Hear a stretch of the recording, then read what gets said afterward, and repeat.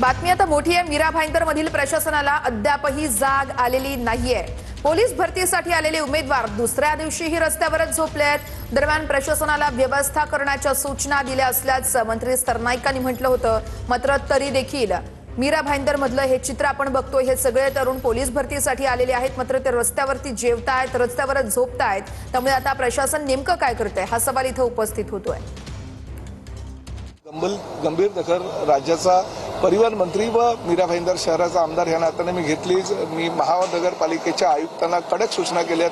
काही खाण्यापिण्याची व्यवस्था हवे तर मी माझ्या संघटनेच्या माध्यमातून किंवा काही एनजीओज आमचे जे आहेत त्यांच्या माध्यमातून करण्याच्या सूचना आमच्या पदाधिकाऱ्यांना, आमच्या शिवसैनिकांना दिलेल्या आहेत। महापालिका हद्दीतील जे काही बीएसयूपीच्या इमारती आहेत, एमएमआरडीची जी घरं आहेत, त्याचबरोबर महापालिकेचे जे काही हॉल्स आहेत, त्या ठिकाणी यांची ताबडतोब ह्या सर्व परीक्षार्थींची व्यवस्था करून द्यावी आणि त्यांना 25 मार्च पर्यंत ज्या ज्या काही आवश्यक गरजा आहेत त्या गरजांची पूर्तता करावी अशा सूचना मी दिलेल्या आणि आजपासूनच कारवाईला सुरुवात होईल।